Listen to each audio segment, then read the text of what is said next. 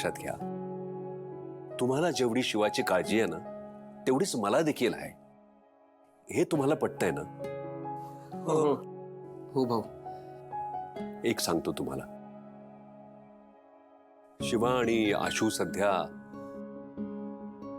एका कठीण प्रसंगातनं चाललेत. त्याचा त्यांना थोडा त्रास होईल, पण तुम्ही काळजी करू नका. शिवा आणि आशू ते दोघे त्यांचं बघून घेतील. शिवाला काही त्रास होणार नाही, कारण मी तिच्या पाठीशी उभा आहे. पण तुम्ही हे सगळं करू नका. त्या दोघांना त्यांचं ते सोडवू द्या.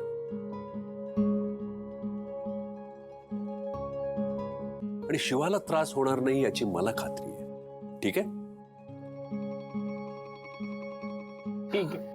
आणि इथून जाताना एक गोष्ट लक्षात ठेवायची, हा, हे शिवाचं घर आहे आणि या घरात शिवा परत येणारच.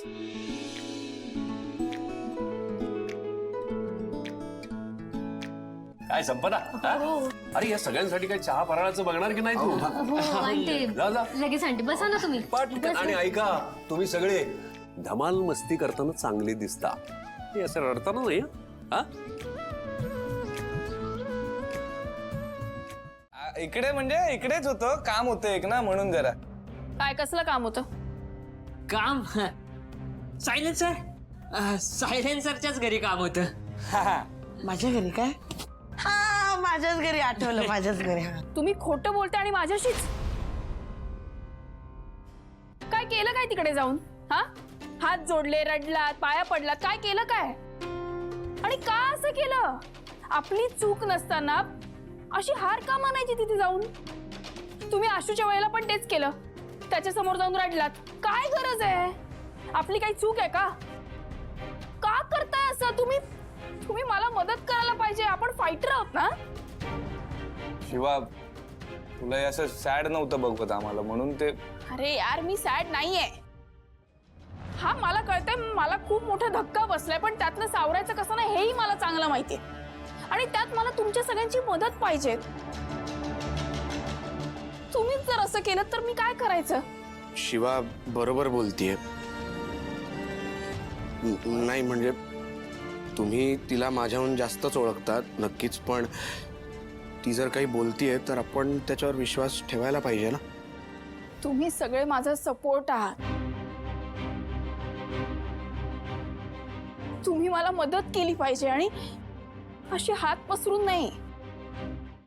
म्हणजे काल असं अचानक शिवाला पूजेला बोलवून घेतलंस, मला सांगितलं की तिला इथे अडकवून ठेवायचं आणि स्वतः बोलवून घेतलंस. आधी ऐकून घेशील? आम्ही नव्हतं बोलवलं तिला. भाऊ घेऊन आले होते आणि आम्हाला माहित नव्हतं ते घेऊन येणार आहेत घरी. त्याच्यामुळे मलाही काही करता नाही आलं.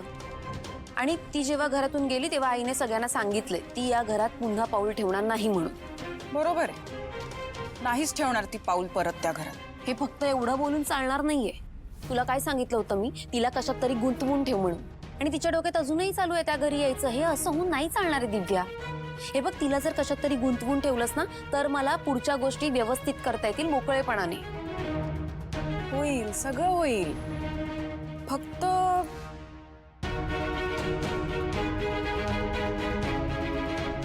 मिळणार. तुझं तोंड बंद करायला जेवढे पैसे मागशील ना तेवढे मिळणार. फक्त थोडे काही आत्ता मिळाले असते तर स्पीडअप झाली असती प्रोसेस. ट्रान्सफर करते.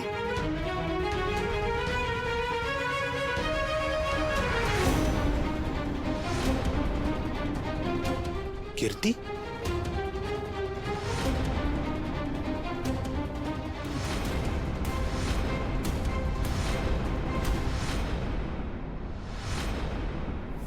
ये इथे ठेव. ये अगं खालीच ठेवतो, नाहीतर परत सामान पडेल सगळं.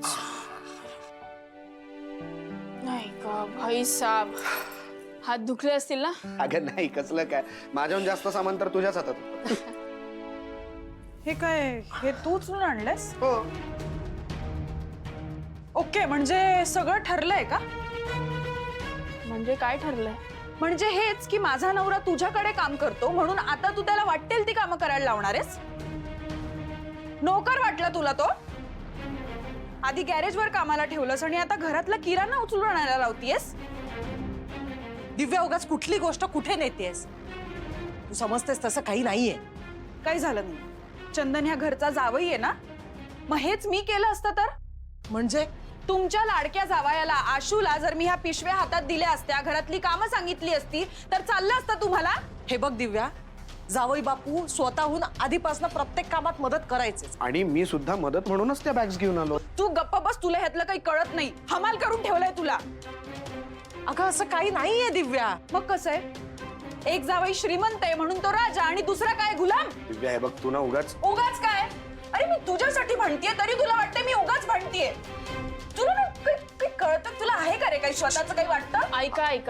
ऐक दिव्या, सॉरी माझं चुकलं. मी त्याला पिशव्या उचलायला नको द्यायला पाहिजे. नाही, आता माफी नको मागूस. मला माहितीये तू हे मुद्दाम केलंयस. स्वतःचा संसार तर मोडलाच आहेस आणि आता माझाही मोडणार आहेस. अगं दिव्या, नाही, चुकीचं नाही बोलत आहे मी. मोडणार आहेस तू माझा संसार. मला काय द्यायचं? अहो, आई थांब अगं.